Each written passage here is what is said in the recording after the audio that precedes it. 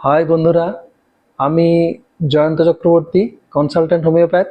আমি আজকে আবার একটি বেলেডোনা সম্পর্কে নতুন রুব্রিক্স এবং তার বর্ণনা এবং তার কনভারসেশন নিয়ে আবার একটি নতুন ভিডিও আপনাদের সামনে এনেছি এবং সেই বর্ণনা দিয়ে আমি আমার বুঝিয়ে বোঝানোর চেষ্টা করছি।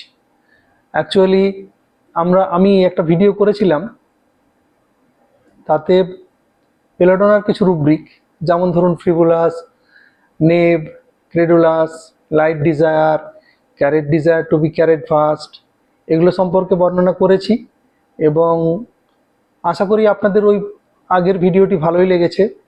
এই বিশ্বাস নিয়ে আমি আবার একটি দ্বিতীয় ভিডিও আমি আজকে করার চেষ্টা করছি এবং আপনারা দেখুন।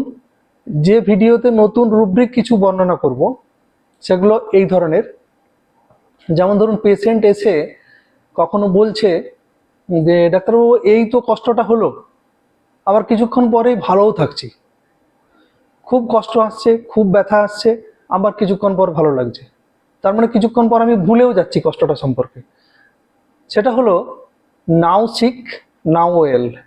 আমরা যখন ক্লাসিক্যাল পড়তাম, ধরুন দুবের ম্যাটেরিয়া মেডিকা পড়েছি বা অ্যালেন পড়েছি বা অন্যান্য বই পড়েছি, সেখানে কিন্তু আমরা দেখেছিলাম কমপ্লেন সাডেন কাম সাডেন গোজ। হঠাৎ করে একটা কষ্ট আসছে, আবার হঠাৎ করে চলে যাচ্ছে। দেখুন বন্ধুরা, যে রুব্রিক এবং ওই তখনকার সিমটমের কত সাদৃশ্য, কত similarity.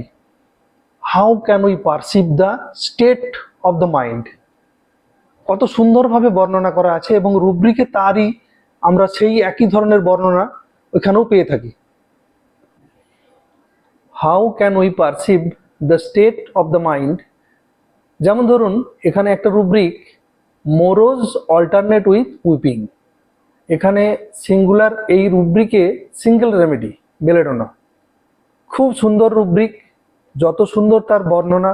If we understand it, যদি আমরা পরিষ্কারভাবে বুঝতে পারি, তাহলে আমরা বেলেডোনাতে উপনীত হতে আমাদের 1 মিনিটও লাগবে না। We can select with this rubric. তো আমাদের বোঝা উচিত যে মেন্টাল স্টেটটা কি এবং এটা ঠিক পারফেক্ট হচ্ছে কিনা। মোরোজ অল্টারনেট উইথ উইপিং, মোরোজ মানে কি, আমাদেরকে এই মোরোজ মানেটা সঠিকভাবে বুঝতে হবে। তাহলে দেখবো একটা bad temper, short temper, not saying anything to other people, or he is in unhappy or annoying state, unwilling to speak or wish to smile, रोना भी नहीं चाहता है, बात करना भी नहीं चाहता है, बोलना भी नहीं चाहता है, कुछ भी नहीं चाहता है, क्योंकि টেম্পারমেন্ট আজ আচ্ছা নেই है। তো ঘরে আমাদের অনেক সময় বলে কি যে আজ ওর মুড ঠিক নেই, কথা বলছে না, হাসতে পারছে না, লোকের সামনে গিয়ে হাসতেও পারছে না। তো একটা ব্যাড টেম্পার, কেমন যেন হয়ে গেছে, বিমর্ষ, শুকনো। এই যে মোরজ ভাবটা, মোরজ ভাবের কিন্তু বাংলা মানে হলো বিমর্ষ। বিমর্ষ, বিষণ্ণ, বদমেজাজি, খিটখিটে হয়ে যাওয়া, এটা হলো বাংলা মানে। এবার যদি আমরা ওটাকে হিন্দিতে নিই, তাহলে ওটা হবে উদাস বা উদাসী। क्यों उसके चेहरे पर उदासी छाई हुई है पता नहीं है।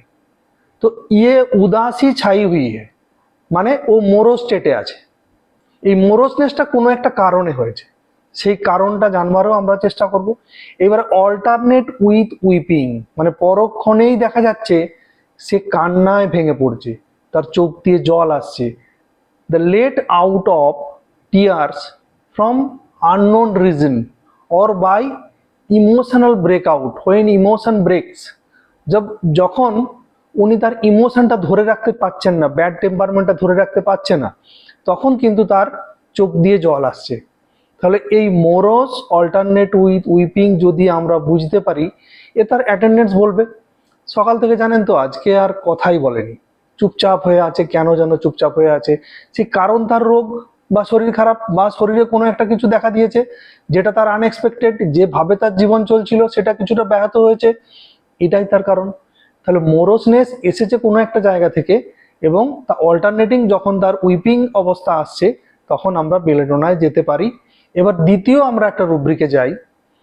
যাবার আগে একটা কথা বলি যে এখানে প্রচুর রুব্রিক আছে যা বেলেডোনার অহংকারকে দেখায়, যেমন ধরুন বোস্টিং ব্র্যাগার্স, যেমন ধরুন পম্পাস ইম্পর্ট্যান্ট, যেমন ধরুন delusion he is an officer, তেমনি ধরুন এখানে আবার আপনি দেখবেন slender disposition, shining object aggravation.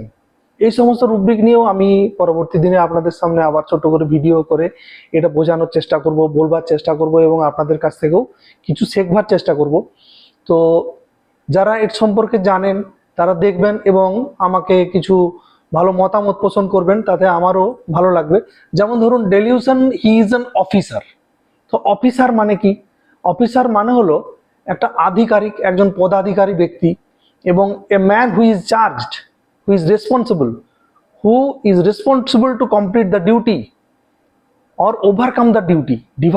ডিউটিকে তিনি খুব সুন্দরভাবে শেষ করবেন এবং তাকেই দায়িত্বটা দেওয়া আছে, তার উপরেই দায়িত্বটা বর্তায়, তখন কিন্তু তিনি একজন অফিসার। যেমন ধরুন জেলার পুলিশের অধিকর্তা, একজন বিডিও ডিস্ট্রিক্ট ম্যাজিস্ট্রেট, বা BDO block development officer, DM, এই ধরনের man who having the responsibility, having the position of the author or the authority or in organisation, head of the organisation. ধরুন এই সমস্ত ব্যাপারগুলো যখন তার মনের মধ্যে আসবে, মানে তিনি একটা জায়গার বড় পদাধিকারী, উনার মধ্যে এই ক্ষমতা দেওয়া আছে, এই ভাব যখন একজন পেশেন্টের মধ্যে ফুটে উঠবে, এই ধরনের মেন্টাল স্টেট যখন আসবে যে তিনি সর্বেসর্বা, তিনি সব কিছু করবেন, তিনি যা বলবেন তাই হবে। অনেক পেশেন্ট বলেন যে চেম্বারে এসে দেখবেন ডাক্তারদের সামনে বলছে, আরে আমি যা বলবো তো এই সংসারের জন্য তাই তো হবে, মানে আমি সর্বেসর্বা, আমি যা বলবো তাই হবে, মানে আমার এলাকাতে আমি বাদ দিয়ে কোনো কাজ হয় না, আমি যা বলি সব ইয়াং জেনারেশনের ছেলেরা সব শুনে নেয়, মানে আমি একজন পদাধিকারী, আমি অর্গানাইজেশনের হেড। মানে এই ধরনের ভাবে পেশেন্ট বোঝাতে চায়। এটা আমাদেরকে বুঝতে হবে যে what he wants to speak and what type of credit he what he wants actually. তো এরপরে ধরুন আরেকটা রুব্রিকে যাব, যেমন ধরুন delusion wall horrible things on the ওয়াল সিজ। ওয়াল মানে delusion wall horrible things on the ওয়াল সিজ, মানে সে দেখছে একটা ভয়ানক জিনিস ওয়ালে। তাহলে ওয়ালটা কি? এখানে ওয়াল খুব ইম্পর্টেন্ট, ওয়াল বুঝে নেওয়া, ওয়ালটা খুব ইম্পর্টেন্ট। ওয়াল কি? ওয়াল মানে হলো একটা solid building structure, A part of the building, একটা বিল্ডিং এর একটা অংশ। তাহলে কি দিয়ে তৈরি এটা? এটা ধরুন স্যান্ড দিয়ে তৈরি, ব্রিক্স দিয়ে তৈরি, স্টোন দিয়ে তৈরি, কিছু লোহা দিয়েও তৈরি, তো একটা সলিড স্ট্রাকচার। তাহলে এই যে ওয়ালটা তৈরি হয়েছে, ওয়াল আমাদেরকে কি দেয়? এমন একটা স্ট্রাকচার আমাদেরকে কি দেয়? ওয়াল দেয় একটা পার্টিশন, ওয়াল দেয় একটা সেফটি, ওয়াল দেয় একটা সিকিউরিটি, ওয়াল আলটিমেটলি ওভারঅল দেয় আমাদেরকে একটা স্টেবিলিটি। ধরুন এইটা যদি কোনো কাপড় বা পলিথিন দিয়ে আমরা ওয়াল তৈরি করি, সেই ওয়ালটার প্রতি আমাদের অত গুরুত্বও থাকে না, আর ওয়ালটার কিন্তু স্টেবিলিটিও থাকে না। কিন্তু ওয়ালটা যখন ওই ধরনের হয়, সেই ওয়ালটার কিন্তু অসীম গুরুত্ব, একটা বাড়ির জন্য অসীম গুরুত্ব। তাহলে ওয়ালটা যার উপরে আমি নির্ভরতা প্রদান করতাম, যার উপরে আমি নির্ভর ছিলাম, সেই ওয়ালের মধ্যে যখন ভয়ানক বড় কিছু একটা দেখা দিয়েছে, হরিবল মানে একটা আনপ্লিজেন্ট থিংস, একটা শকিং থিংস, মানে যেটা আমার মনের মধ্যে একটা ফ্রাইটেন স্টেট তৈরি করছে, ভয় তৈরি করছে, একটা শক তৈরি করছে, আমার মনের মধ্যে একটা বিষম দানা বাঁধছে ভয়ের, যে এখানে কি এমন হলো, কেনই বা হলো। যখন এই ধরনের ব্যাপারগুলো যখন মনের মধ্যে দানা বাঁধবে, সেটা হরিবল থিংস, ভয়। সে বিষম ভয় বা বড় ভয়, একটা মহা ভয় দেখা দিচ্ছে কোথায় না ওয়ালে, যেটা আমার খুব সেফটি, সিকিউরিটি, স্টেবিলিটির জায়গা। তো এই ভয়টা সেই পেশেন্ট দেখতে পাচ্ছে নিজে নিজে। এই যে delusion wall horrible things on the ওয়াল সিজ, এই রুব্রিকটাকে ভালোভাবে পারসিভ করে বুঝে নিয়ে আপনারা বেলেডোনায় ইউটিলাইজ করতে পারেন এবং বেলেডোনা সিলেক্ট করতে পারেন। তাহলে হরিবল মানে আমরা যেটা বুঝলাম সেটা হলো আনপ্লিজেন্ট থিংস, বা একটা শকিং থিংস, বা একটা ফ্রাইটেনিং বা টেরিবল, একটা এমন একটা কন্ডিশন, একটা ব্যাড সিচুয়েশন যা কিনা একটা বড় ভয় তৈরি করছে। এবার পরের রুব্রিকে যদি আমরা যাই, delusion arrested is about to, মানে একজন পার্সন সে অ্যারেস্ট হতে চলেছে, about to arrest, person is going to be arrest means, arrest means মানে যে তার স্বাভাবিক গতিবিধি ছিল, যে ধরনের তার চাল চলন কাজকর্ম ঘোরাফেরা, তার যে স্বাভাবিকতা ছিল, কারণ আমরা আগেই জানি যে বেলেডোনা খুব ফ্রিভুলাস এবং খুব ফ্রিডম নিয়ে চলতে ভালোবাসে, কেননা তার মধ্যে আমরা একটা রুব্রিক প্রায় ট্রাভেলিং ডিজায়ার, সে এখানে ওখানে ঘুরে বেড়ায়, ঘুরতে ভালোবাসে, ঘোরা তার নেশা, এমনিই তো প্লেফুল নেচারের। তো ধরুন এই যে অ্যারেস্টেড, যখন তার গতিবিধি স্বাভাবিক চলাফেরা ব্যাহত হবে, তাহলে কে অ্যারেস্ট করবে না, policeman will come to arrest him, policeman আসবে তাকে অ্যারেস্ট করবে।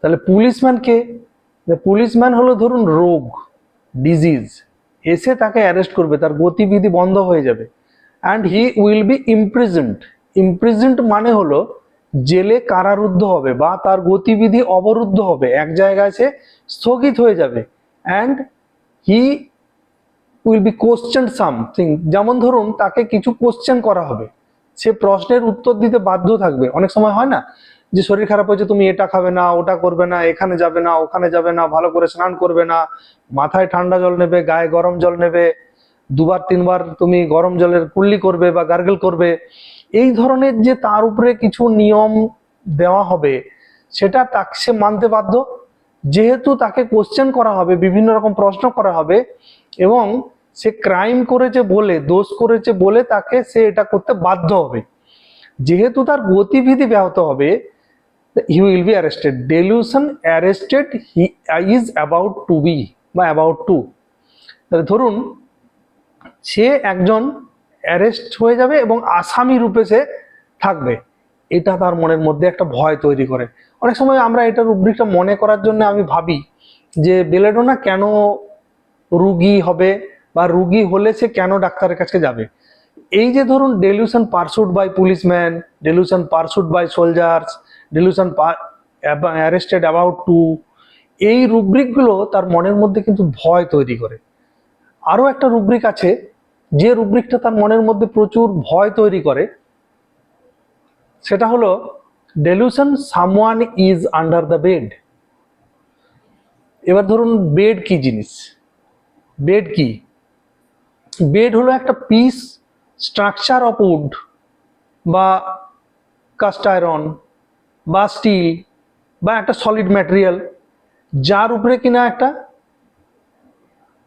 তোষক রাখা আছে বা গদি রাখা আছে, কিছু রাখা আছে, বেডশিট আছে, comfortable patient lie on it to take rest, rest নেওয়ার জন্য এখানে পেশেন্ট আসে এবং রেস্ট নেয়, এবং সে নিজের যে এক্সারশনটা হয়, যে মানসিক এবং শারীরিক যে ক্লান্তিটা হয়, সেটা সে কাটিয়ে আবার পুনরায় সে কাজে যোগ দেয়। তাহলে রেস্ট একটা, বেড একটা কমফোর্টেবল জিনিস, বেড হলো একটা জায়গা যেখানে গিয়ে মানুষ একটু শান্তি পায়। তাহলে এই যে বেড, সেখানে কি হচ্ছে, এ someone is under the bed, unknown people, unknown thing, suspected things is under the bed।